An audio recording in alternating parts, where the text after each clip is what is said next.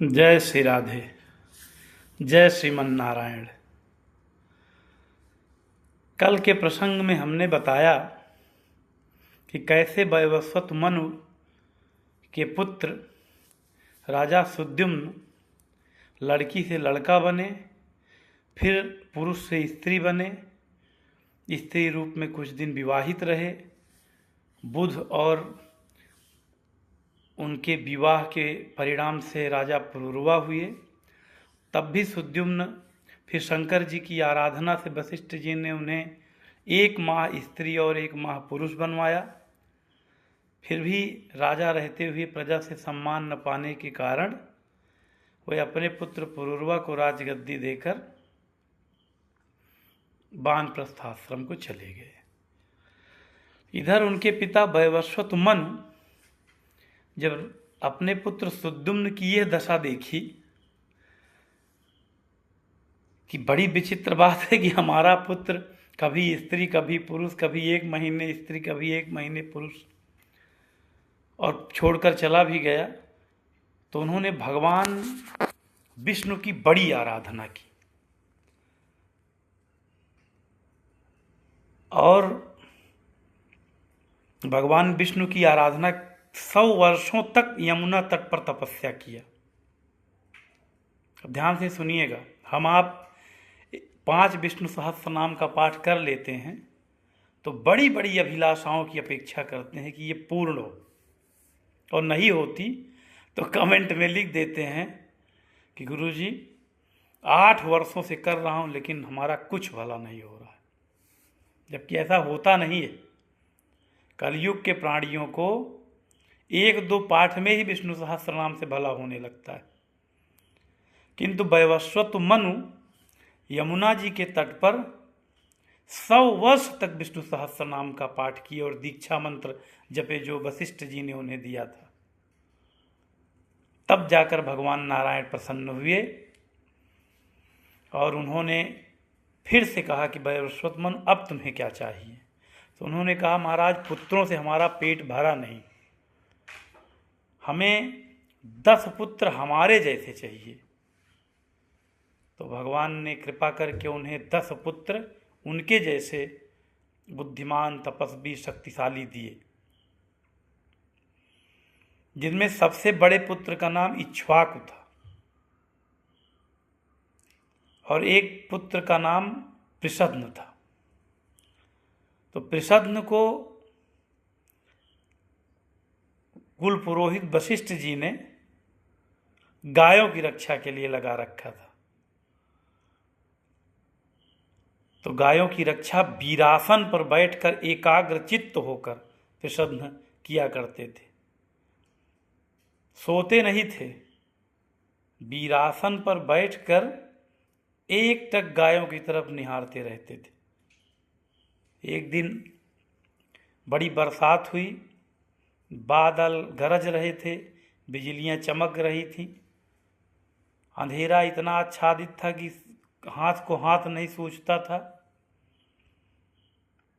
अचानक गौशाला में एक बाघ आ गया, तो उसने उन गायों की झुंड में से एक गाय को पकड़ लिया और गाय चिल्लाने लगी।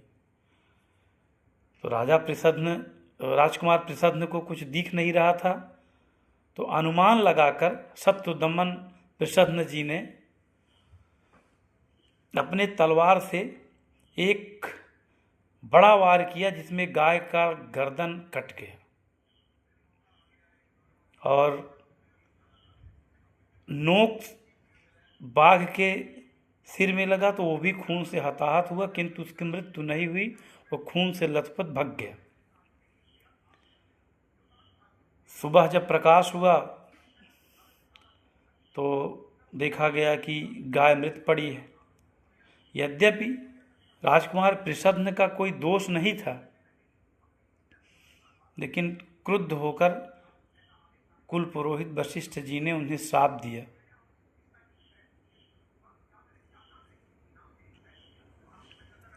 और राजा पृषद्न वहाँ से उस श्राप को स्वीकार करके अंजलि भरकर स्वीकार किया और स्वीकार करके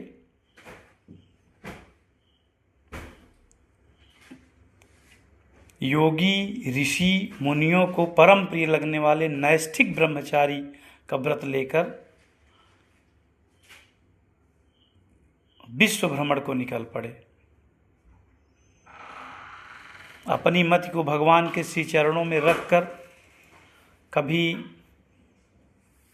जड़, कभी गूंगे बहरे की भांति प्रदर्शन करते हुए पृथ्वी पर विचरण करते रहते थे।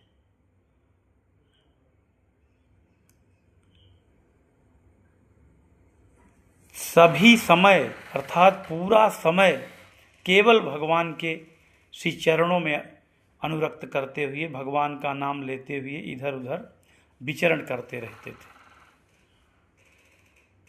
एक दिन वन में टहल रहे थे, वहाँ दावाग्नि जल रही थी, धधक रही थी। उसी में राजा प्रसन्न अपने को समर्पित करके अग्नि में जलकर इस शरीर को, जो गोवध के कारण गुरु द्वारा स्थापित थी, पूर्ण कर दिया। तो ये प्रसंग था राजा प्रसन्न और वैवस्वत मनु का। इसे सुनाने का अभिप्राय ये था कि वैवस्वत मनु जैसे भगवत श्रेणी के महापुरुष भी अपनी इच्छा को पूर्ण करने के लिए 100 वर्ष तक भगवान विष्णु की यमुना तट पर तपस्या करते रहे, तब जाकर उन्हें अपने जैसे 10 पुत्र प्राप्त हुए।